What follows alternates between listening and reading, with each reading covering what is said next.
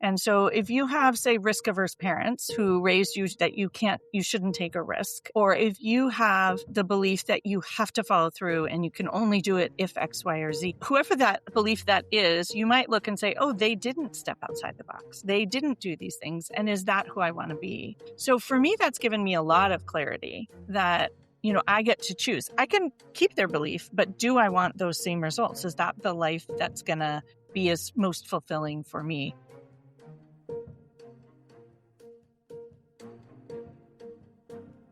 Welcome to Roots of Healing, the podcast where we uncover the stories, insights, and visionary ideas shaping the future of lifestyle and integrative medicine. I'm your host, Dr. Siri Chand Khalsa, a physician and advocate for holistic healing and embodied living. Before we begin, please note that this podcast is for educational and informational purposes only. The views expressed by our guests are their own and do not constitute medical advice. Always consult your healthcare provider for personal medical concerns. Each week, I have the privilege of sitting down with trailblazers and thought leaders who are reimagining what it means to heal, mind, body, and spirit.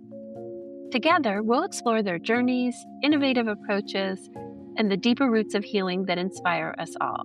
Let's dive in. Our guest this week is Dr. Jessie Mahoney. She's a board-certified pediatrician, certified coach, physician wellness leader, mindfulness and yoga teacher, keynote and TEDx speaker, and founder of Pause and Presence.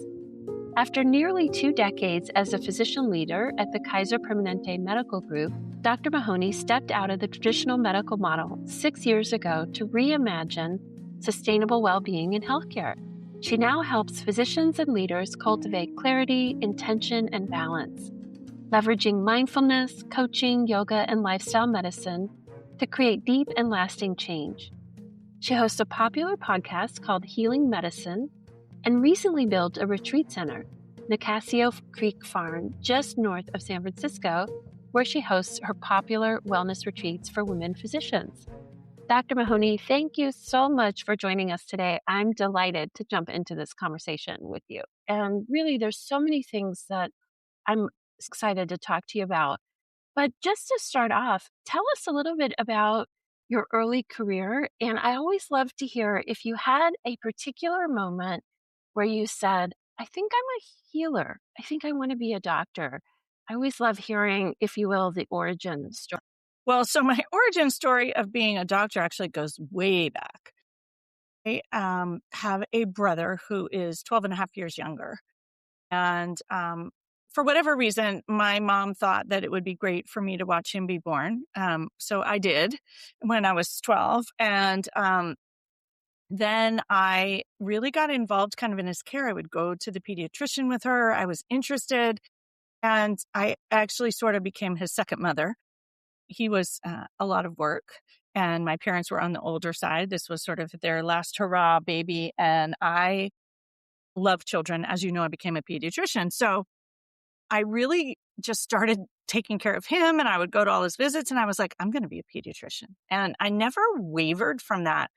And what I think is so interesting, I loved pediatrics, but I also got so much positive feedback from saying that. And I hear this from so many other women in medicine, that as soon as I said it, and then it seemed like I could do it, I would just get continued positive feedback about continuing on that path. And so, while I love science and I actually did love being a pediatrician, I think there are lots of other things I would have loved to do, but I never really even explored them because I was just on this linear path. And everyone who goes into medicine, we like positive feedback, right? And so we're like, they think this is a good idea. It seems like a good idea. And so I did it. And so that was the moment that I sort of got into medicine in the first place. And I went to medical school, unlike many people, knowing I was there to be a pediatrician. I had worked in child abuse before I went to medical school, and I just loved kids. So for me, medical school, actually, parts of it were kind of challenging because I was not going to do surgery. I was not going to do a lot of other things. And, I loved OBGYN, and I actually almost would have been an OBGYN, but I don't like surgery. I need to be in rooms with windows. That's really the issue. So that was not going to work for me, but it was just kind of a different strategy. I think some people know they want to be in medicine or they want to be a healer per se. And I had a very sort of specific mission around children.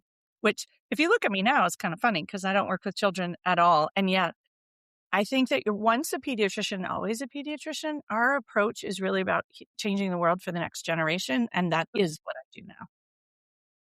It's so funny. I'm jumping ahead a little. As you said that, one thing that occurred to me is that maybe you're like an inner child whisperer Yes, in, probably. in the retreat spaces that you create. That there's still a little bit of that pediatrician that's holding for these, developmental stages that people move through, but take them into deeper 100%. space. I very much lean into sort of our developmental progression, whether it's as a physician, clinician, or as a human. Somehow we think adults stop progressing, and yet we Right? don't. And so that pediatric approach is really, really helpful. I'll also say that, I mean, not everyone I work with has children, but I do a lot of coaching and addressing sort of parenting issues in the sense that our parenting and our marriages really impact our medical careers and vice versa. And I know you're on a different part of the country because of that, right? So it impacts things. And we have this idea of like, oh, work-life balance. And I'm like, it all just comes together, especially in healthcare. Right. Oh, it's so true. So the Permanente Medical Group, at what point was your your medical school, then residency sort of inside of the California system? Well, I went to college on the East Coast, actually. I grew up in Berkeley, which is relevant to my story. And then I went to college at Dartmouth on the East Coast, and I worked in Washington, D.C. for a couple of years before I went to med school. So on sort of policy stuff. And then I came back to go to UCSF because I'm from the Bay Area. And because at that time it was a great medical school that was cheap. And I don't mean lately, but it was the best deal in town. And it was absolutely a forward-thinking place to go to school.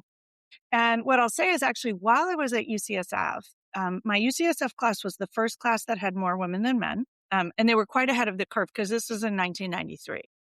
And then in my class, there were 9 women that had children during medical school, of which I was one. And that's a key part of my story. In terms of sort of start beginning to question the culture of medicine and what are we doing? And there are a lot of things out of alignment. And so I don't know, had I gone to medical school in a different school, I might not have been brave enough to do that. I had family around, and there was clearly at least a culture of women in my class who were going to do this because it was the time for us to have children. We were all married, or not, and most of us were married, but we were feeling like this was, the right time.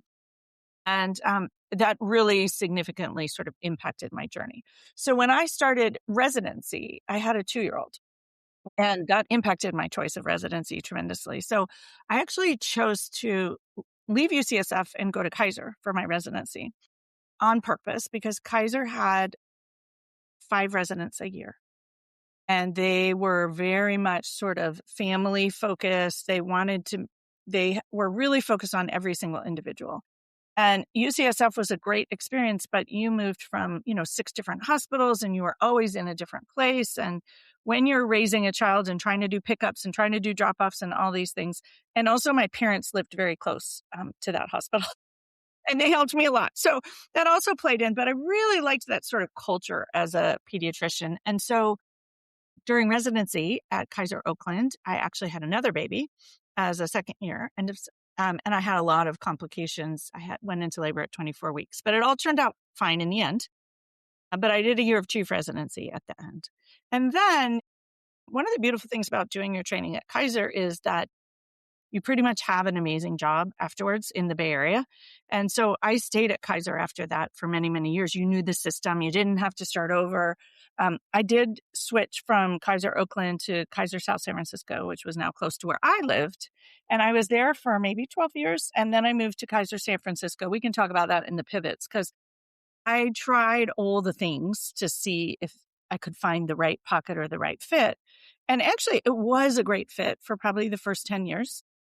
I ended up having another child after my training. And so I was a mom of 3 and I had a spouse who worked, and it was a great setup. And I loved my patients and I got all this leadership training. And then at some point, it began to be not as great a fit. Not really because of Kaiser, but because of me, right? I grew and changed. And if I really look back at that sort of origin story, I grew up in Berkeley in a very hippie family. We had a VW bus in the 70s, and my parents did alternative education. Like, it didn't make sense that I would work for this big corporation where everyone does things the same. And, I guess the public health piece of it made sense, but the rest of it made sense that at some point it wasn't going to be in total alignment for me. And so I really got to a point where I had been the chief of wellness for my whole career because I grew up in Berkeley and spoke up as like a chief resident. And then my first year, they were like, great, you be the chief of wellness and you can solve it as long as it doesn't cost any money and it doesn't take any time. But this was in 2002. Like, it was still forward thinking to even think we'd have a person, right? And then, so I did that my whole career. And I actually, by the end, we had money and time and great offerings, and I did retreats for Kaiser, and I had done all kinds of programming. So it was, from that sense, a great experience. But I had also been chief of the department, like trying to figure things out. Like, I kept trying all the things and I learned a ton. But it became clear to me after I moved sites and built a new clinic for them. Like, I literally tried all the things that I was like, oh, like, I'm trying to make this something that doesn't fit. It's like trying to get your coat altered 19 times and it still is just not your favorite coat. And it wasn't, I loved my practice. I actually wasn't burnt out. I just didn't feel like I was alive. I was like, I don't think I can do this for 10 more years, if that makes sense. It wasn't this cataclysmic, like, the world's falling apart. I mean, if I look back, there were lots of moments along the way where I probably had some wake up calls, but I kind of ignored them, but to be honest, especially health stuff. But it got to a point where I just felt like I really had something else that I wanted to do. And I really counsel people when they're thinking about this or when I'm coaching to say, like, you don't want to be running away from something. You want to be moving towards something. So many of us run away. And so it took a while. Part of my story is like, oh, maybe I should have changed earlier, but I don't really think that because I spent the last 5 or 6 years, I got coached myself, did coach training, did my yoga and mindfulness training, got really involved in a lot of other things that I was really interested in. I almost did an integrative medicine fellowship. I actually applied, paid the deposit, was all set up. And then I decided, like, well, wait, I don't know if this is actually the realm that I want to be in. I mean, to be fair, I kind of always practiced a bit of integrative medicine. But at any rate, so I was kind of getting myself set up, though I wouldn't have told you that if you asked me. But in retrospect, I'm like, oh, knew that there was something else out there and I was kind of figuring out what direction it was. So I ended up taking a sabbatical, which kind of a sabbatical. I just accrued a lot of extra time over those 22 years. So I just used my time that I had already accrued. I think it's a key part of the story because so many people want clarity about what's next. It's really hard to find clarity when you're working 50, 60 hours a week and you feel pressured and stressed. And so I literally took a pause. And in the pause, it became very clear to me that I wasn't going to go back. Although, it was clear to me, but I was also terrified. And one of the things that was super helpful to me is that my chief, who was also a friend, she said to me, like, you can come back. We would love to have you. It would be great. It would be so easy. She's like, but I could just tell. It was really one of the most honest things. She's like, you have something amazing to do. And like, if you're brave enough to do it, you should do it. And this person actually came to me for coaching later when something really difficult happened in her life. And I was like, oh, she really meant it. Like, and I did know that. But sometimes you need other people to believe in you more. And my family believed in me. They were like, you've been talking about this. I don't know why you're not doing it. And I mean, we can talk. There's so many reasons why we don't do it. So many. So many. But I think having that pause and letting other people believe in me, and I don't want to say that I didn't believe in myself, but I was, maybe, maybe not. What if, we catastrophize? So I had all the thoughts and it was really helpful to just borrow other people's belief in me. Wow, so many threads in this. But one that really, really draws me forward is, again, this sort of, and we sort of alluded to it at the beginning, is that we forget as clinicians that we continue to develop even if we're not on board with it. Yes. Like, there Yeah. are deeper values that shift or deeper inner knowing, a more attunement or alignment to sort of our deeper sense of purpose. I'm curious if in those sort of in between years, what were some of the things that were part of your life that kept magnetizing you to that knowing that allowed you to keep going, like do these additional trainings? Because I know I've had reflections from listeners of the podcast that they meet that space and there's a lot of fear when they're first peering into it. Interesting. So I am in many ways just a lifelong learner, so I'm always looking for interesting things. But I think for me, the secret was that I allowed myself to do them without having to do anything afterwards. So like I kind of, maybe I tricked myself, but I did coach training saying, I'm not necessarily going to be a coach. I just want to understand it because it really helped me. And same thing with yoga teacher training. It helped me through this very difficult time when my husband had some pretty significant mental health stuff going on. And I was doing all the doctor things, trying to solve everyone and fix everything. And that didn't work. And yoga really, and mindfulness really helped me. So I said, I'm going to do yoga teacher training. I don't have to teach yoga. I don't have to be a coach. But all of that, as I did it, I was like, oh, I am actually a teacher. And oh, I'm actually a coach at heart. And I would say many pediatricians are. It really does align with that. And I almost align more with that than, for example, being a healer, which I know is a word that a lot of people use. I'm more of like a medicine woman, as I think you are, but teacher, coach, and healers in there. But in peace, we are less healers. I actually would say now I heal the healers, but I do much more healing now than I did in my pediatric role, teaching people about constipation and nutrition and giving them vaccines and all of that. And I loved it, but I feel like I outgrew it. And I love that lesson for people that it's not like you failed. We actually grow and graduate. And that was my certain course. And now I'm moving further. That's so beautiful. I love that. Just that self permission. Yeah. Yeah. Um, and I think sometimes that some people have had either the upbringing, the parents, the friends, the right mentors. And so if someone doesn't have a sense of that, then what do you think are some pathways they could go to find? What do you think is a good pathway for someone who hears this and still thinks, oh, my brain's still telling me I've got to have some sort of tangible, either I'm gonna make money with it or take it to my practice. This thought came actually, I shared this with someone. I had a retreat I shared with you earlier, and that ended this morning. And I actually shared this morning, which is that if we have someone else's belief, we get their results. And so if you have, say, risk averse parents who raised you that you shouldn't take a risk, or if you have the belief that you have to follow through and you can only do it if X, Y, or Z, whoever that belief that is, you might look and say, oh, they didn't step outside the box. They didn't do these things. And is that who I want to be? So for me, that's given me a lot of clarity that, I get to choose. I can keep their belief, but do I want those same results? Is that the life that's going to be as most fulfilling for me?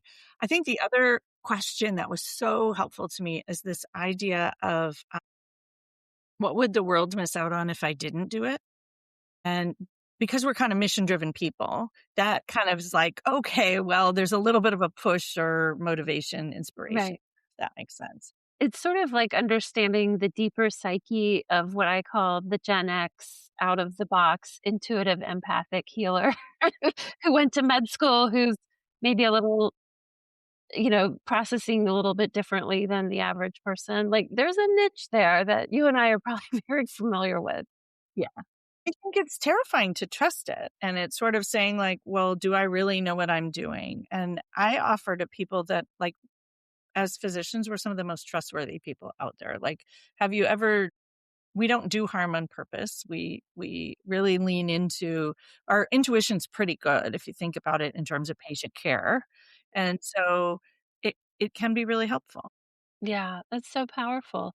And at what point in your career did you start noticing that you had this affinity towards the care of clinicians? Was that at the second portion of your Kaiser career, or was it sort of there?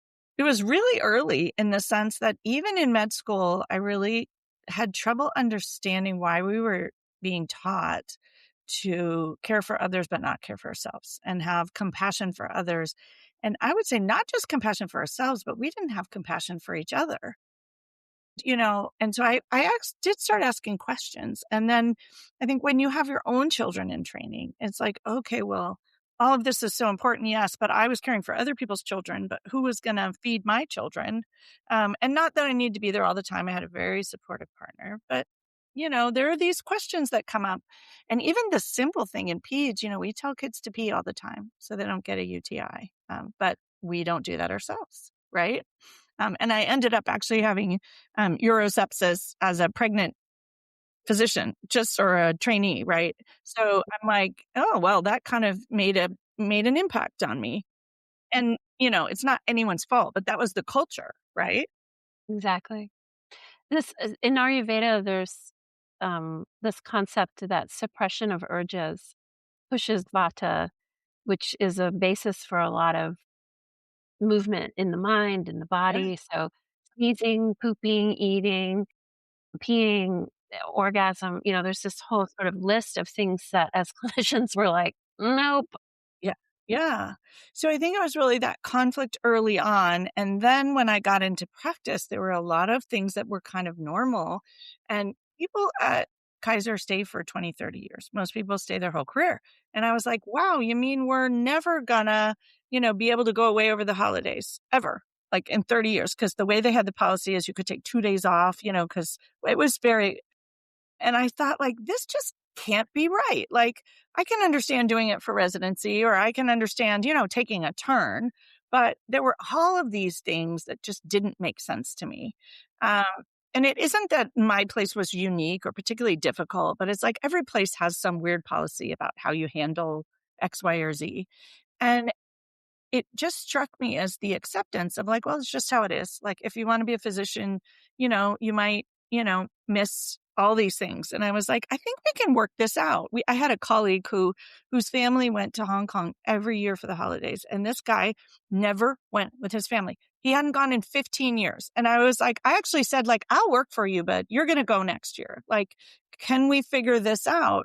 And so it was things like that. And we ended up changing the policy. So like you could actually do that, but you had to kind of question it. And I will say that's also really a challenge. Like I often felt, and I would say probably was judged for speaking up and saying like, this doesn't make sense. And, it's like, well, no, a good doctor would just do it. But you start to look at like changes in I don't know what we call our limitations or whatever. Like somebody has to speak up somewhere along the line. And I think, and again, to me, this is about commitment to patients. Like if we're healthier, we're actually more committed to patients. People will stay longer. We have so much science now to show that the care is better.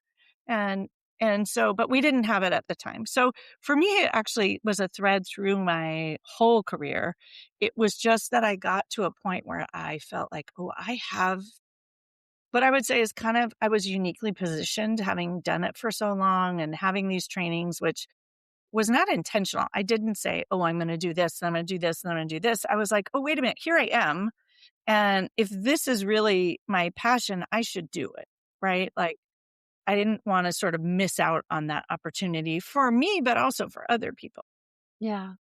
It's so beautiful to hear you share about the movement that you trusted through this process, sort of like a natural mindfulness, like the natural just showing up to what was in front of you. And um, at what point, and this is really a hard pivot Yeah. now, Yeah. at what point were you thinking to yourself, hmm, I'm not, I'm not sure I'm going to stay at Kaiser, which, as you've alluded to, is not the culture, so to speak. And there's a lot of negatives to not staying, right? I think that it was probably, a year or two before I left. It definitely was after coaching. Although what I might say is I probably jumped into coaching because of that, though I didn't really realize it. I just sort of thought like, how can I figure this out? And in my experience, most people that I coach are in that situation do end up staying and do end up figuring it out. So that they can make it work. Because it's actually a pretty nice place to work. I mean, part of me says like if I was to work anywhere, I would stay there. And so almost everyone I work with decides to stay. It depends where they are. Not everyone's job is worth staying for sure.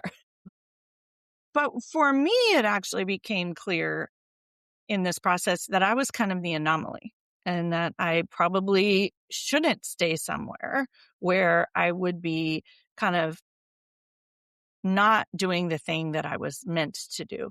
But it was also, I really kept trying to ignore it because that was safer, right? And I was like, no, I can do this. And I definitely had that voice in the back of my head, like, why can't I do this? Why does everyone else look happy? But this isn't, it was almost like just not lighting me up. I kind of thought like, if I do this for 10 more years, I won't be proud of myself. And there was this thing in coach training about feeling proud. And it really got to me, this idea of what will you be proud of? And I thought like I should be really proud. And first of all, I was not good at being proud because I wasn't really taught to be proud. But second of all, I was like, can I really say that I'm proud? And in 10 years, will I be proud if I do this? I will be thankful about the retirement and I will be thankful probably for the health insurance, but I'm not sure I'll be like really deeply proud of myself.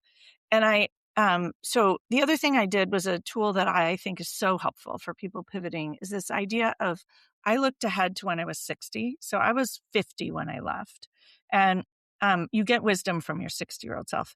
And for people who work at Kaiser, that's a very natural thing because that's when you become eligible for all the retirement stuff. I already had more than enough years. So it wasn't that. It was just that you have to stay to your 60. It doesn't matter how many years you are. And I said, well, what would my 60-year-old self wish I had done? And it was so clear to me that she would not wish that I had not done this. Like, it was just, and so then I kind of felt guilty not doing it. And there's a little bit, my mom had breast cancer at 60 and I thought, wow, I'm going to get to 60. I'm going to get this great insurance and I'm going to use it for chemo. And I don't want to do that. Right. And so I don't want it, but if I do get it, I will still wish I had done this. Right. I mean, so to me, it was like, it doesn't matter.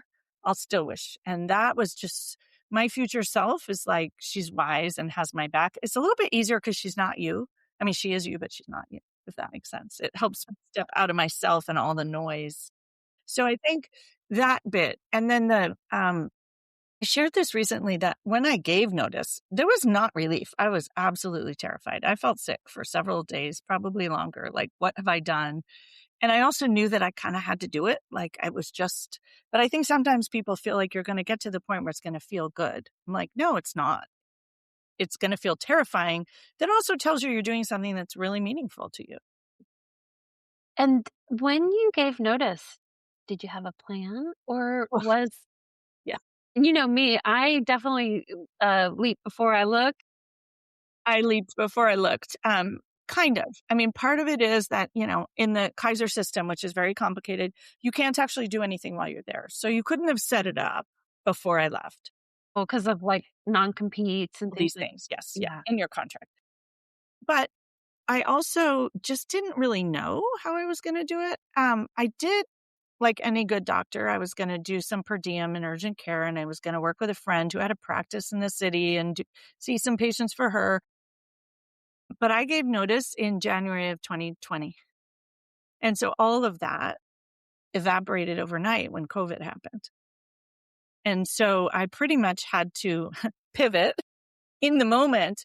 And I just remembered something I had learned. I don't know if it's in coach training or in my own coaching, but the idea that you have your own back. So I'd made this decision and I was going to just make it work. And I remember my kids saying like, well, if, you just make things work. I don't know why you're worried. And I was like, you're right. Like if I could do all that I did with 3 kids and like make it happen, I can probably make this work. But I didn't have a plan. Aside from, I thought I'd probably do some coaching. I loved coaching and I actually felt like it had changed my life and that I was very clear after all my years in physician wellness that, and I'll say good coaching is what physicians need. So sometimes I see a lot of health organizations now saying like, let's just get a peer coach who's like train the trainer, trained for a few hours. That's not what I'm talking about. And I always think it's really important. I think that's when we met. Yeah. Was right around just Yes. so I'm clear, did you leave because this is what happened to me. Did you leave your job before the pandemic Yes. or And then you had this whole plan. And But a plan that, like, disappeared overnight. that is Yeah. exact I was gonna open a lifestyle sort of culinary Yes. medicine, obesity medicine, like, wellness center that I was hoping to, like, build out for other people to utilize as a model, and obviously it was group visit centered, so that was like Exactly. Exactly. Yeah. So my last day, I think, was February 20th, like, my last official day. So anyway, that's, what happened. But you know what? I think for me, it was actually helpful because I think I wouldn't have gone all in had I not had to. And, I say that because I think we always want all these plans and I'll dip a toe in and I'll do this. And so, when the catastrophe happened, it actually brought out kind of the best in me. And I got really creative and I actually immediately started coaching people. People needed support. So I offered it. And I coached this one physician at Stanford who was the neighbor of a friend. And she found this one session so helpful that she asked if I would coach her fellows, who were, really having a hard time, anesthesia fellows in a pandemic. And I was like, sure, I could do that. And then I had this contract and I'm literally still doing it 6 years later. So like part of it was I just was like, sure, I can do that. Sure, I can do that. And it wasn't of the just say yes. I was like, I know how to do this. Like I've facilitated a lot of groups. We'll just do it. Right. And I had worked in GME my whole career. So part of this was that I recognize now that like I had all these things. I knew GME. I knew how it worked. Do a lot of CME. I wrote CME and I ran conferences. I'm like, oh, I have all these skills. And so I'm just going to use them. it's incredible. And so there was sort of an in-between time where it doesn't even sound like you felt under-resourced. It was just sort of what's in front of me, and opportunities found you. And I think what's interesting about that is that what I've seen at least is that when people have done introspective work and coaching, curiosity, creativity, and awe emerge more naturally. And I really get that sense from you that it wasn't, perhaps it had moments of sort of existential, like, what the heck? But there was also this sense of feeling resourced in it.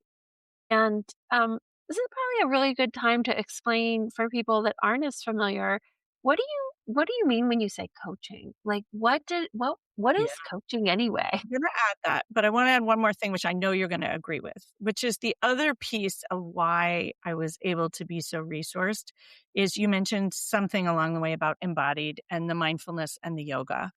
And one of the things that I did during the pandemic was I started teaching yoga on Zoom. I had already been teaching in a studio, and I actually was the one who said to my yoga studio, like, we got to figure out how to do this on Zoom like tomorrow. And you shouldn't be having people in the studio. And so that began, and I was teaching yoga to physicians like the very first week of the pandemic, and I'm still doing it. But because when you bring the mindfulness and you bring the breathing, your nervous system has a capacity to be curious and the capacity to be creative, which I wasn't in fight or flight or what's the word I'm thinking of? Like cortisol. There's Yeah, the freeze. yeah. Yeah, I wasn't in that. I mean, maybe intermittently, but for the most part, I knew how to get out of it. And I think that allowed me to navigate the stormy seas. And without it, I actually think it's a critical piece of coaching that many, many people don't include. That, people who do coaching, and we'll talk about that in a second, they just white knuckle, right? I'm going to think something different. And so a lot of people don't understand coaching. It's very different than therapy. We don't look back. We don't look about where you've been. It's really like, okay, here you are. How do you want to move forward?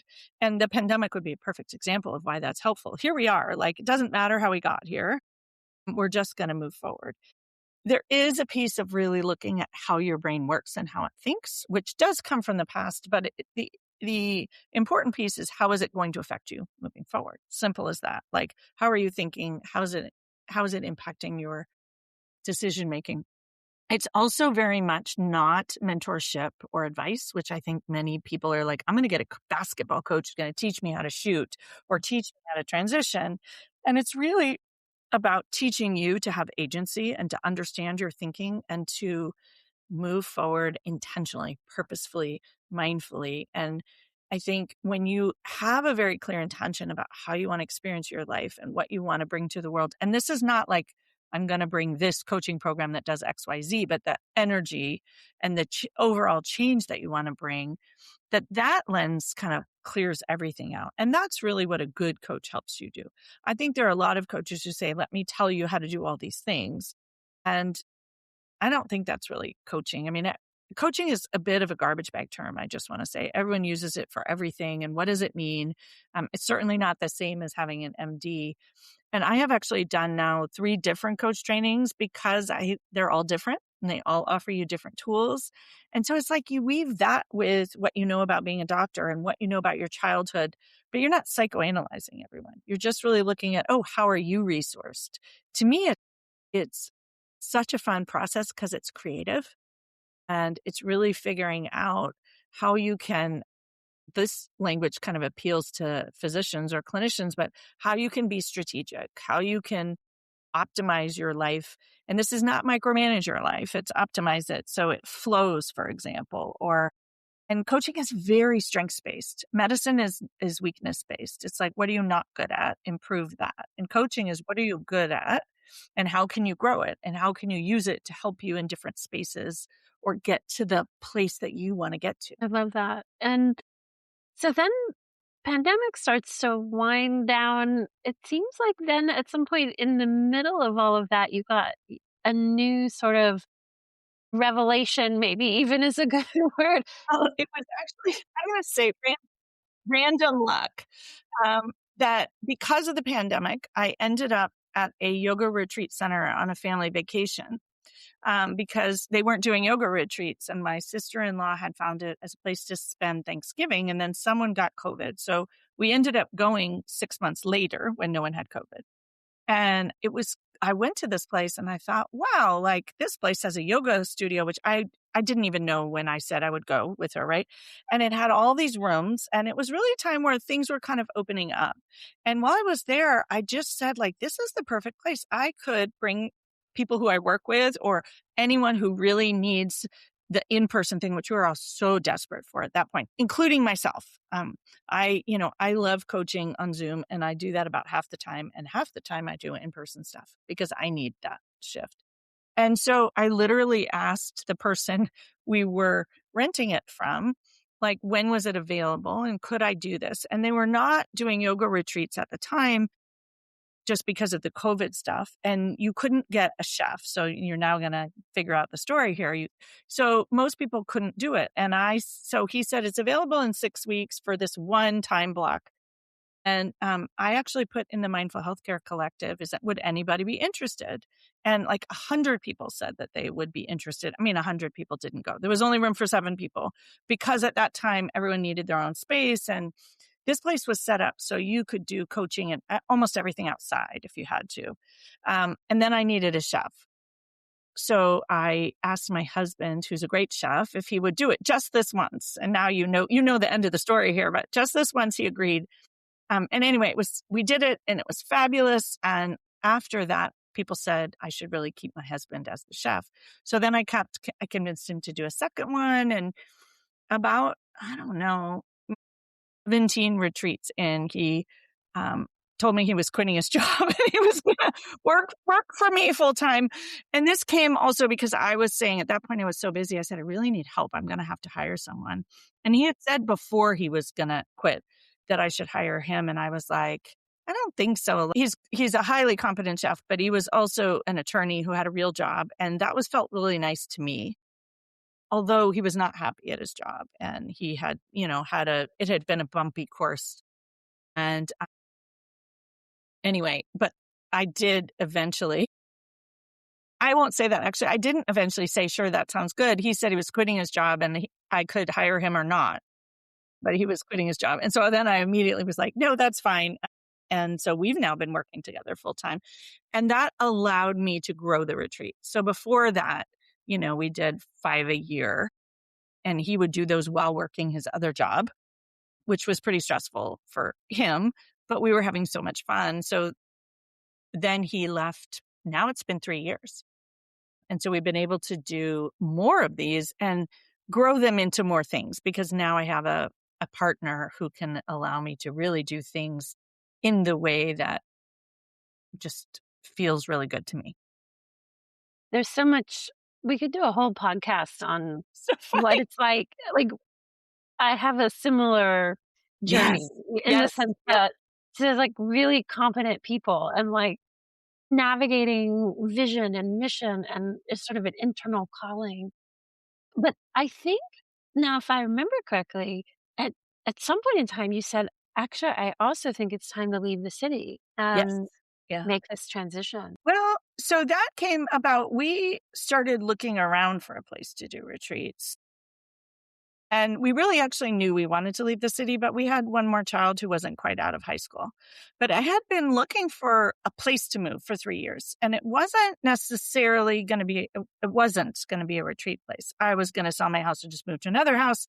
And I was actually very happy with the place I was doing retreats, though I was a little bit nervous that it could change and what would happen. And so I kind of had on my radar that I'll look for all the things and see what I find, or maybe I should have a backup place. And I actually was doing retreats also at Green Gulch Farm and Zen Center, which was here close by me, and at Pie Ranch, which is they were different retreats in different environments and different lengths. And so we had been looking on and off, and we had a realtor who would look, and nothing was ever right. We did try to actually buy one or two places, which in California is near impossible. So people outbid us, and I'm not a fancy person. So, and now we have like this small business that the two of us are running together.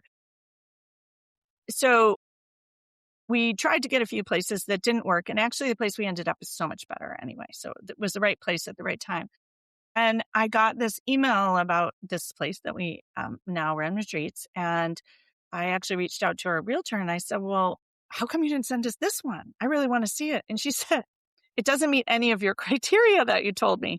And I was like, well, I don't care. Like it looks perfect. Right. And I don't even know, again, this was kind of intuitive. I thought it was funny. And then I was like, what criteria doesn't meet? She gave me the list and I was like, all right, fine. It doesn't meet those, but I still want to go see it. And literally we drove in and I was like, oh, this is the place. And so this one worked out, I think in part because the people who were here before had been here for 25 years and they really wanted someone to have it who was going to do something beautiful with it. They cared a lot about what came next. And they cared a lot that we were going to live here. And they cared a lot that we were going to care for it in the same way that they had. And so we needed that in California. And so we literally, in California, you have to decide in 24 hours what you're going to do. And so in 24 hours, we and several other people tried to buy it because that's what happens. It's so true. Yeah. And I was just shocked. And they were like, oh, well, you got it. And I was like, what? Like, what are we doing now? And it took a while to, you sort out all the terms. And I still wasn't actually convinced it was going to work. But it was beautiful in that it literally had the same room for 7 people, which was the exact retreat size that I wanted to do. And it's in this absolutely beautiful area with so many places to do things in nature, which is a huge part of what I do. And it had just the right kind of spaces for, I'll just say, cooking and meeting. And it didn't have all of them. Like we kind of had to create them, but it was clear to me instantly. I was like, oh, we'll just do this and do this. And we didn't have to do a lot to it. It was already kind of set up in a way that honestly, it just felt right to me, even though it doesn't have all the things apparently that I had on my list, which I thought was funny. And so I would say in 2 months, we left the city and we moved here the week before my son graduated from high school. He had to commute for the last week and to graduation. And then we did have to, in order to be here, we had to sell our house that we'd lived in. And it was a very stressful, messy middle, if I'm totally honest. I mean, undoing your life that you've been in for, a house you've been in for 25 years and moving and picking up your kids when they're about to go to college. It was messy. And it took a while to get our house in a place to sell it. Like we weren't ready to sell it, but we had to get ready to sell it. I mean, on the one hand, we'd been kind of thinking about this, but we'd also been thinking about it for 3 years. And so it was just going to happen when it happened. But it really helped us get clear on sort of what we were doing and why. And when you're putting together some place with the intention of doing something, it's very different than using someone else's space, which has been really amazing for us. Really fun. What I'm seeing as I've sort of been watching, for the listeners, we've been friends on Facebook probably since around the beginning of the Yes. pandemic, when these sort of spaces of connection online were being created, and kind of our own personal curiosity Yeah. overlaps in coaching spaces and just kind of what's possible. Yeah. But there's something I think that's really been deepening in this journey for you, in this sort of embodied framework of how you live. And I'm curious, like, how does that embodiment feel to have evolved for you through these various transitions? Well, it's funny because now I literally live it day in and day out, right? And I think the embodiment piece has probably grown. We used to do, farm to table, plant forward, but it was really farmer's market to table because that was really what the option was. And, we would sort of pack up our kitchen, and it was sort of this like moment in time, if I will say. Each retreat was a moment in time, and it was really wonderful. But now it's really where we live. Like, we grow all the food and we harvest it, and we have really kind of, the place really becomes a part of you. I often talk about things becoming a part of you on the cellular level.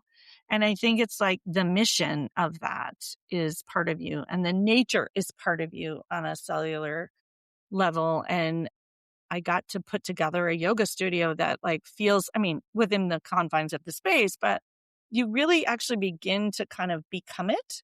And that, I think, has really helped me expand sort of what other people experience when they come. Because it's not like we're showing up in a space. So it's very different. I always say, like, this is not a conference center. It's not really even a retreat center. It's this really magical farm on the side of the road, and the side of a creek. And it's not a hotel. It's not a spa. There's not a conference room in sight. And so it's partly that. But then there's also this real kind of authentic, homegrown, I can't quite think of the word, but just kind of realness. That's not a word, but whatever the word is, that's like really, and I'm going to say us, like the curriculum and the teaching part is all me. And I'm sort of the facilitator of the whole thing. And my husband pretty much does everything else. Like, people say, oh, who do you get to do, the property management? We do it all. Like, who does the cleaning? We do it all. But I actually think there's a piece to that really changes the energy about it. Who designed it? I'm like, we did it all. A lot of this is, our old house repurposed, or finding things, that, and actually the previous owners left/sold us some of their stuff because they were moving all the way across the country like you did. So we were like, well, we'll take that. We could use Yeah. that. Let's make it work. Yeah. And it worked for everybody. But I think weaving that in, I do so much more kind of forest bathing and nature work because I'm comfortable in the space, and I'm comfortable. I've also spent my whole life coming up to this area. So it's really become a part of me. That's so beautiful. I just have a sense of, when healing is woven into the very fabric of everything, someone can't help but experience transformation in a space like that, and a deeper sense of safety. Do you find that some of the clinicians who sort of arrive in for the retreats are a bit antsy or uncertain because it's so different than how they're used to living? It sounds dreamy to me, but Yes. I'm curious if, like, occasionally you have someone come through who's like, "Gosh, this feels really different than any sort of version of medicine that I know." Yes. And I will say a lot of people, I won't say a lot, but a fair number of people show up skeptical. Like, so usually someone told them to come. And so they're sort of trusting of this person. Or in this last retreat, I had several groups of friends. So like, someone came with their best friend from med school. She's like, well, I came because she told me. And she actually said on last day, I was really skeptical when I got here. Like, I don't know about this, but I'm going to do it because she said to. But people never leave feeling that way. I think that, the first day you can just feel this. People come with that antsy physician clinician energy of, am I going to be judged? Am I, this just doesn't look like what I'm used to. I do a sound healing on the first night, in part because people come with that antsy energy, and it really helps calm the antsy energy. But I did have one woman on the very first night. She goes, "What is like?" She didn't know about sound healing, and she didn't come because a friend sent her, but what I love is that she's actually like changed her whole life afterwards, and she attributes it to this. She was like, afterwards, she said, "Well, that was really fantastic," but she had never experienced anything like that. I do think, and this is sort of how I like to explain it, that if we do things the way we've always done them, we'll get the same results we always got. And so for most of us in healthcare, that means we want to do something different. And so, I sometimes have to help people explain to their organization why it is actually CME, and you actually get a CME certificate, and like, this is actually useful for patient care. And I have found that to be helpful. Like, well, do you want something that's really going to change it? Or do you want something where they're going to go to Hawaii and go to the pool? Like, you choose, right? Do you get any impaired physicians coming through? Or it's probably, I'm just curious, like, has this, have What do you mean by practices, that? Impaired in what way?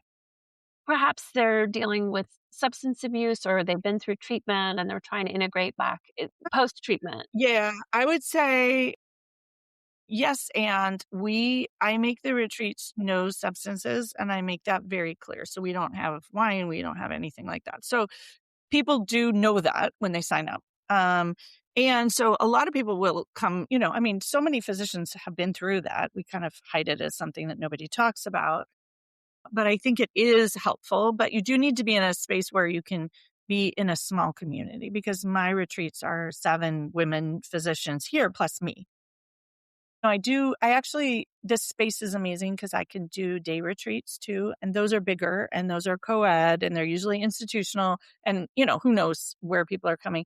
But it's not really a space like if you're really unhealthy, for whether it's an addiction issue, whether it's mental health issue. And I tell people this around coaching too, that is not a space where you actually want to be coached. It's not a space for coaching. And so I don't think of it as like a healing of all things. I think you actually need to be healthy enough to be able to experience it, and to be able to be a part of a group that's supporting one another. That's one of the most beautiful things. And people say, like, I've never been in a physician space with 7 women who are all in a space really wanting to make things better. Not necessarily, leaving per se, but making things better in their life, whatever that looks like. And everybody, that looks different. But I do think that, people who've worked through something and gone back, or they're now healthier, it's a beautiful space. But I do think it requires you to be healthy enough. And I think sometimes physicians want it to be everything, and it can't be everything. And I'm not a therapist. I do think it's really important. We talked about coaching. Like, coaching is not meant for people who are struggling with pathologic anxiety or pathologic depression, or even, substance. I guess at certain points, maybe you could do some coaching. I think often coaching gets them to the point to get treatment, but coaching isn't the treatment. It can't Right, be. exactly. That's such a nuanced but important distinction. Tell us a little bit about what structurally is happening and the name of, like, tell us more about, like, do I come as a group? Do I come alone? Is it institutional available? And what is it called? What is it that you're doing now exactly? A lot of people have that question. And I'll say that, half of what I do now is strict coaching. So it's, one-on-one coaching or small group coaching. With my small group coaching is all sort of theme-based. So it could be people who want to transition, or people who are working on their marriage, or people who are leaders who want to, I call it leading from the heart. Everything I do is kind of heart-centered. But then the other half of what I do is retreats. And so the biggest chunk of that is these women's retreats. And those are 7 women at a time. And people come for 3 nights and 4 days. And I really think of it, I call it a retreat, but it's actually more of an immersion is how I like to think about it. And it's not the retreat where you do yoga in the morning and then you have most of the day free, and then you come here and you do that. Like, we're really together doing, and I guess the best word I would say is workshops, but we're 7 people. So it's really more of like a healing circle is how I would say it. And weather permitting, we're outside by the creek or in the sunshine or under a tree. And we work through the CME as discussion-based learning and questions and sharing. And I do a lot of work around the way we're trained to think as doctors and how that impacts us and then the ways to undo it. And a lot of reflection work. So I also will have people, have questions, write answers, and we'll talk about those. It becomes a pretty vulnerable space really quickly. And then that is interspersed with yoga, which is at least once a day, sometimes twice. Or today we actually didn't do yoga because it had rained earlier in the week. And we went to the Redwoods, which is 10 minutes down the road, and did forest bathing. But we also did yoga in the trees, just like because we were missing out on our morning yoga. So we just did it all. And then, we have our meals together, and those are made by my husband. I feel like they're made with love. So they're, plant-based, hopefully farm to table, depending on the season, or farmer's market to the table. Sometimes March and April, you can get some things, but not everything. But the Central Valley, you can get everything. So we just borrow what they bring. Tell me about it. Yeah. And then, so it's mixed in, we have that. People actually do some one-on-one coaching with me during the retreats because they're so small. So everyone has a single session, and it's just this really beautiful kind of gathering space. So we usually go to the Redwoods at least once, and we usually go on at least one other hike. I have changed them a little bit so that they're a little bit shorter now. And, I'm going to use the word intensive, which is funny because they're so full of relaxation. But I kind of have decided that people are here and they're doing this thing and we're doing it together and we're here. And you do have downtime, and there's lots of introverts. So it's not like you're actually on all the time. And then if people want to go to Point Reyes or go to other hiking, I really encourage them to come for a day or two before and come for a day or two after. And I give them all the suggestions of what to do. I think when I originally started, I had this idea of be like a doctor conference where you meet for a few hours in the morning and then you have this big gap. And the energy of the retreats is just not that. It's like we're here doing this beautiful thing, but people are also sitting, by the creek, journaling or reading a book. I do a book club as part of it. You don't have to read the whole book, but it's a discussion that it just opens up conversations. There's a lot of readings and conversations. What I think is really cool about the way it's sort of, and it's funny because I'm going to say the way it's ended up because it always continues to evolve, is that I actually lean much more into physiology and neuroscience now than I ever did, because that is so helpful for physicians, clinicians to be willing to do it. And with that explanation, it doesn't feel woo. And so I don't actually lean as heavily into the woo at all. As you could, as one As I could. could, as one could. And I think that a lot of people feel better. Like they come skeptical and they're like, that wasn't actually so woo. And yet if I'm like, well, you just did forest bathing and sound bathing and, yin yoga and restorative yoga, but they're not thinking about it that way because I have found that this language, the physiologic language, really resonates with us. And it sometimes gives us permission to do what we wouldn't give ourselves permission to do otherwise. Now they're 4 days. Because I think we've also, and this is really for the people on the other side who are pivoting or thinking about what they want to do, it's the right length for us and the right length for both of us to be sort of fully present and do what we do best. And so I've actually made them all the same length now. I used to have some that are longer and some that are shorter. Like this is which we're never allowed to do in healthcare. This is where we do our best work and offer the most amazingness, and then we need to rest, right? And so I feel really happy that it's kind of evolved that way. It took a little bit of like trial and error. And when we were driving somewhere and doing it in a different setting, it had to look different. So in this setting, that's the sweet spot. And I also think for people coming, it's a length that people can take time away from their families and time to focus on themselves without being distracted. And longer than that, it's sometimes hard. Right. What do you notice? I'm certain that everyone who's a clinician listening is like, what's the website? And we'll get to Yeah. that. Right. Because the people that gravitate towards my Yeah. work are very aligned We to. could be sisters in another Yeah, life. I don't have a yeah, I sister. think we're 2 years apart. I was born in '72. You don't have to, Yes. yeah, Yeah. but I think you're a couple years I'm older than me. 69, so we're close.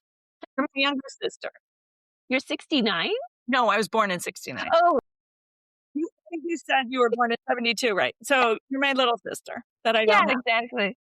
Um, but I'm curious, and, when someone leaves, what do you hope they're leaving with? Well, and I set this intention up front. I tell them, I hope that they're leaving inspired and with hope and with a toolbox of tools that they can fish from.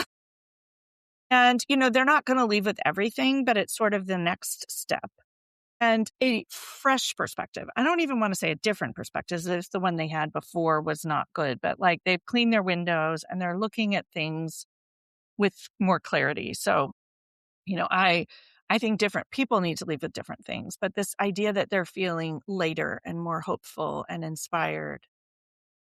And, I see some people go home and quit their job. Some people go home and, quit a piece of their job. Some people go home and say yes to something that they wanted to do that they haven't been doing, and they might just sort of slow down or do things differently. I don't think, it is a one and done, but it's also not. Like many, many people have come back for 2 and 3, and I have some people coming back for their 4th retreat because each one is different depending on who you're here with, and you're different when you come back.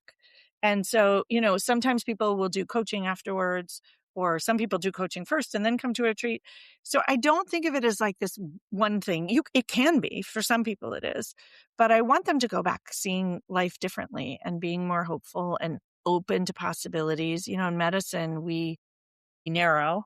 And so I'm hoping that when you leave, you'll open. And I offer them mindfulness. Someone who left today said that they didn't know, they'd always heard about mindfulness and they had this idea of what it was, but now they actually knew what it They've was. lived it. They've been immersed in it, and I And think so that, that's the hope.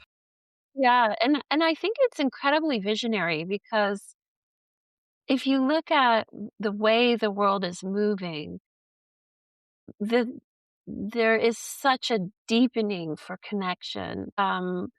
We don't really, I'm sure, again, we could do a whole nother podcast.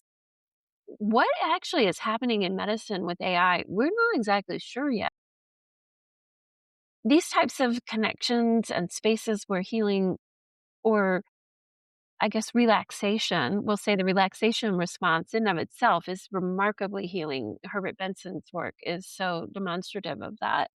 But I think it's so impactful to think about how visionary you were 6, 7 years ago, as you almost like a intuition about a need that was gonna arise, and you're sort of always a little bit ahead to be able to meet a need as it's arising. I really appreciate It's been how my much you honored that. Yeah, I just love how you've honored that and lived into that and really exemplify it.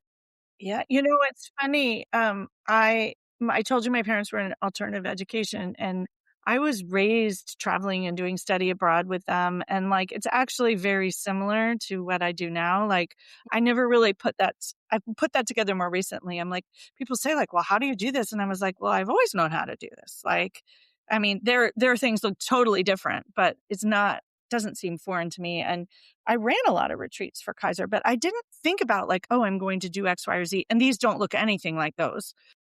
But it was sort of, I did have that confidence that like this didn't seem like a crazy idea. And I kind of grew up with visionaries who were like, oh, this could be different. Like we were visionary about different things, but the idea of imagining something different Yeah, is and not bringing that to me. life. I mean, it's like you make it almost seem effortless, though I know it is a daily kind of practice of Yes. sorts uh, to anneal to it, to honor, to trust the voice, to take the risks, to be in brave spaces. Yes. I will say before we end that though it sounds easy and it looks effortless, I do want to point out it's not. And there are always those moments where I call it my twangy moments where I feel unsettled. And that's like when I'm going to shift something or something new is going to happen. So yes, it's intuitive based, but they come over and over again. It's like, oh, okay, it's time for something to shift or a new piece to emerge, or I'm going to add something, or Yeah.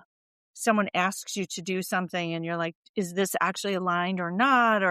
And so I don't want to give the impression that like, oh yeah, no worries. You just go and you do it all. Cause I know it's not that, Yeah, for sure. but it's a conscious effort to sort of flow with it and remember that I can trust myself. I'm pretty reliable.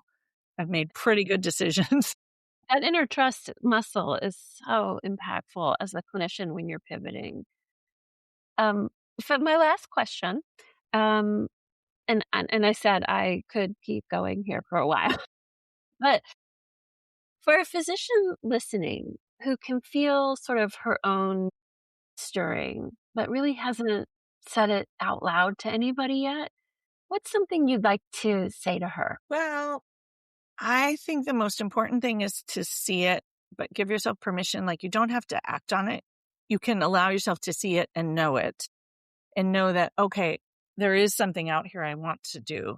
Like we think we can't acknowledge it till we know what it's going to be, but you can just acknowledge to yourself that I know that there's something that's going to happen, or that there's something in there. We have this strong urgency bias. And what if you could believe that it would emerge over time? And so I think when you acknowledge to yourself that like, oh, there's something there, you don't have to know what it is, but allowing yourself to see it without any, like, you have to follow through, you have to do it, that gets the momentum going and it becomes less scary over time. And then the other thing that I heard somewhere along the line, which has been one of the most powerful things, is you don't know the how until you've done it. When you're doing something different, like in medicine, yes, you go to residency, you do this, but even there, you don't know the how, you just sort of plow through. So when you're building something that no one has built before, you really won't know the how, but everybody wants to know the how. And so the idea is you'll know the how when you've done it, and you do lots of amazing things. So if you don't have to know the how, then you just take the first step. And there's lots of medicine cases where we don't know the how, but we figure it out. But outside of medicine, we're like, yes, but no way. It's so true. Wow, I feel like those words were for me too. So Yes. thank you. Yes. You're welcome. You're welcome. I appreciate that. And my husband and I talk about the how things emerge quite a bit because some things really take a long time and our patience with ourselves, our patience with our impatience in them is such an integral part of sort of taking away that impulse to and drive that's dysregulating us. And I think, when you go from one part of medicine to another, but with all the same inner workings, you're going to burn out again, or you're going to Yes. meet the same challenges again. So this Yes. the beauty of what you've named is something I find so valuable as well, which is let it unravel, let it teach you, let it transform you, and let it go. Let these thought forms and beliefs that are getting someone else's outcome. I like how you said that. So tell us a little bit about how to find you. You have a podcast, you have the farm. Tell us all the places to find you. I mean, the easiest place to find me is my website, which is jessiemahoneyMD.com.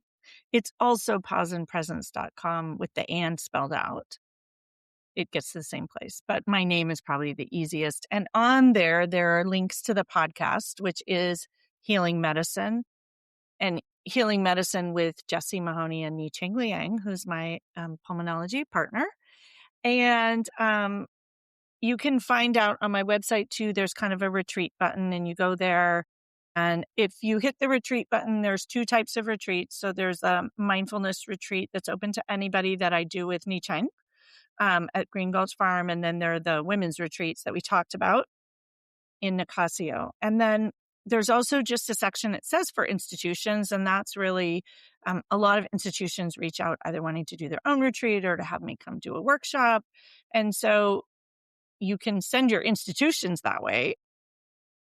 And those you really have to convince your institution to sort of get there. I find the most helpful thing, and I actually wrote a piece about this and did a podcast about it for Kevin MD, but is really how to get it funded and how to advocate, because we're not very good advocates. So the most effective way to get something funded is to do it yourself first and then say, this changed my life and it helped me practice my medicine. And we should do this for my colleagues.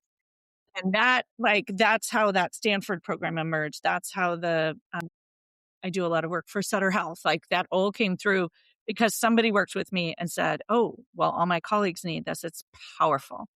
And so I do. So I'll tell people, before you go to your institution, engage with it in some way yourself. You can listen to the podcast too. But the easiest way to find me is just to go to my website and you can find all the things. And you can also email me from there, which is also Jessie@jessiemd.com. Keep it simple. And we'll have links to the things that you've shared in our show notes. I want to just pause here at the end and just a deep sense of gratitude for just being a vision of embodiment and reimagining what this process can be like with our degree, with our expertise, and give you an opportunity just to share any last thoughts with the audience as we wrap up. I think it is this idea that all the things out there are possible. We limit so much what we think is possible.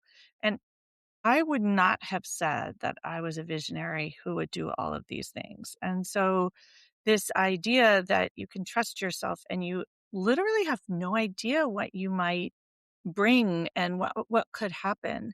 And that I think everyone in medicine is really magical. Magical people choose to do this. And then the process of training shapes us into something. And so to allow yourself to, I don't know, peel that off, scrape off the patina and become, you. And then that's really where medicine will heal and we will heal medicine. If we keep doing what we've been doing, we will keep getting the same results. And so each and every one of us can show up, with that individualized, creative, and you and I are examples of that, right? And it inspires others. And so I think sometimes it's like, well, I can't do that. And I'm like, let this be your service to your colleagues.